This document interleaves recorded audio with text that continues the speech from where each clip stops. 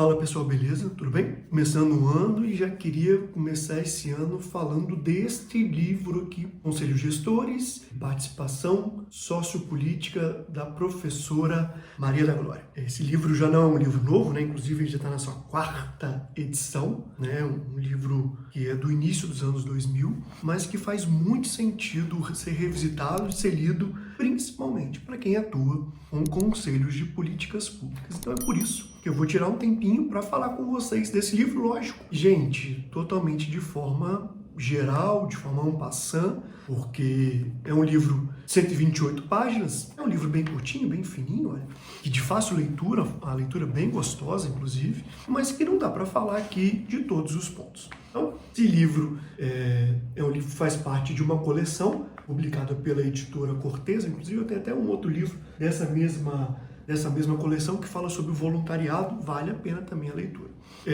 Esse livro, como já disse, tem 128 páginas, divididos em 2 partes. A primeira parte é um marco teórico sobre participação social e a segunda parte, um trabalho voltado mais a realidades concretas da participação, e aí o recorte é feito principalmente de utilização na participação no Brasil pós a década de 1980, aquele processo de constitucionalização que chegou ao final e ao seu ápice com a Constituição, com a promulgação da Constituição de 1988. Então, na primeira parte do livro, a professora Maria da Glória fala muito sobre a participação como ação humana, né? E a participação é um positivo da participação da condição humana que visa sempre a melhoria da condição de vida, né? Então ela vem se debruçando sobre esse ponto, fala sobre a participação dentro do sistema capitalista e suas subdivisões, né? Ou seja, as várias teorias que existem sobre a participação, e até um ponto interessante, muito bem colocado pela professora Maria da Glória,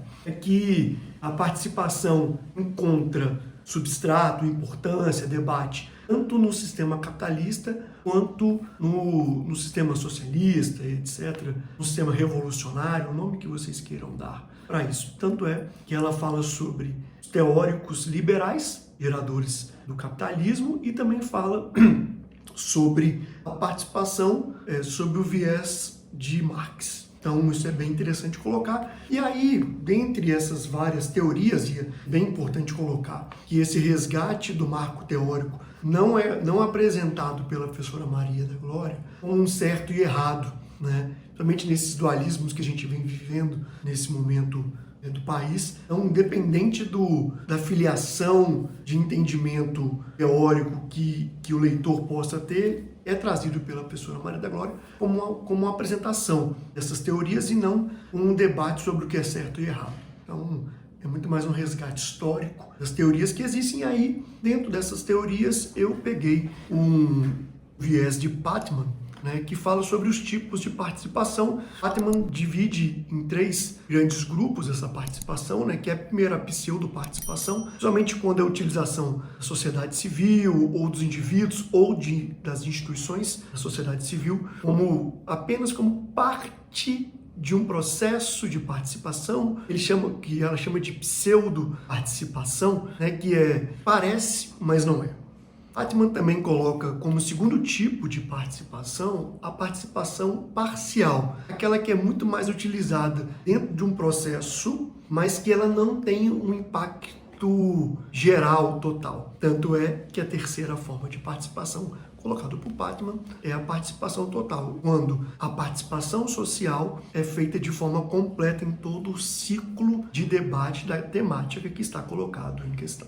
E aí, sem querer adiantar, mas já adiantando um pouquinho, é importante ver que na segunda parte do livro, quando fala das realidades concretas, a gente consegue ver de forma muito, muito enfática, muito clara, essa divisão de pseudo-participação, participação parcial e participação total dentro do período de participação da sociedade brasileira, né? Desde pseudo-participações, onde os conselhos eram apenas consultivos, depois com a criação de algumas políticas públicas setoriais, como de educação e saúde, aonde a participação era parcial, e depois a participação total, como a gente vê em conselhos como o Conselho de Políticas Públicas da Criança e Adolescente e do Conselho da Pessoa Idosa. Então é bem interessante depois juntar teoria com a prática. Eu particularmente sou muito criterioso ou mesmo crítico quando alguém fala aquela frase do senso comum que é na prática a teoria é outra. Para mim, ou é porque não conhece uma teoria ou porque às vezes a teoria não foi criada, né? Mas sempre gosto de fazer esse balancear, né, de teoria e prática. Para mim é muito importante. Aliás,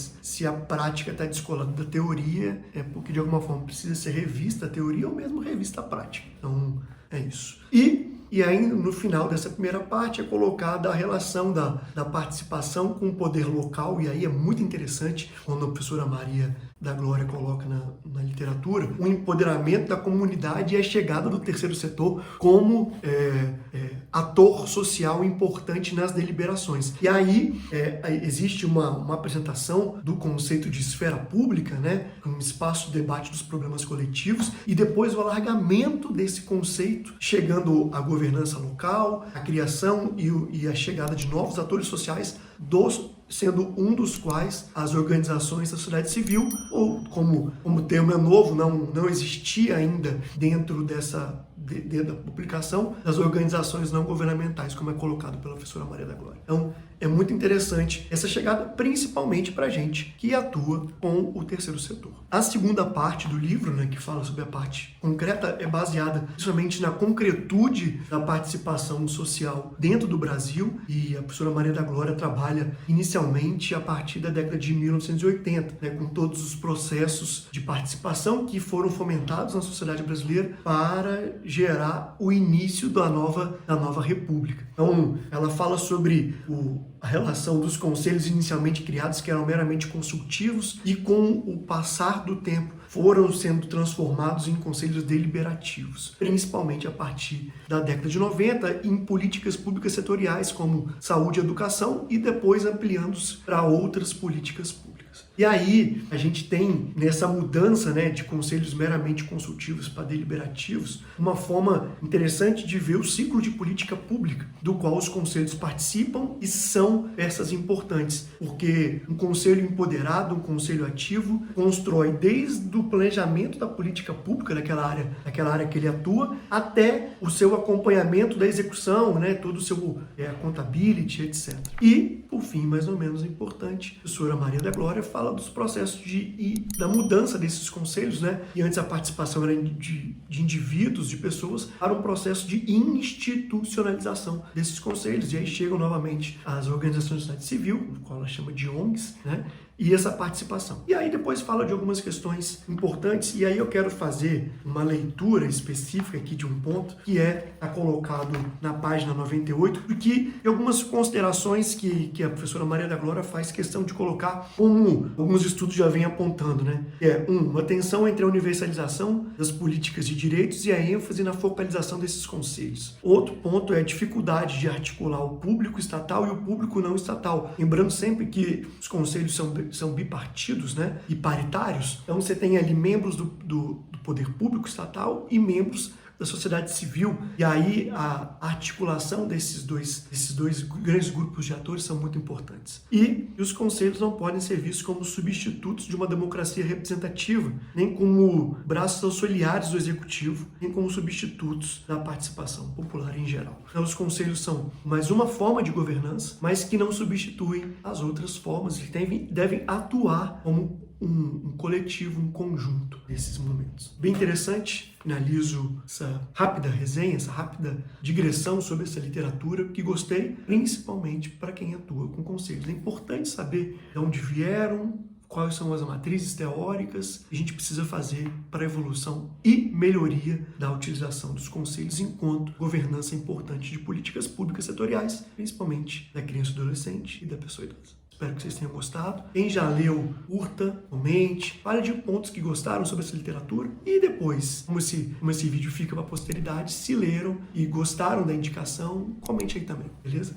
Espero que a gente tenha outros momentos como esse durante todo o ano, inclusive porque porque já tem a partir dessa literatura já me gerou uma literatura do livro sobre revoluções da professora Hannah Arendt. Então, esse é muito interessante, que o livro vai gerando portais chegados para outras literaturas. Espero que vocês tenham gostado desse vídeo. A gente se vê em outra oportunidade. Abraço!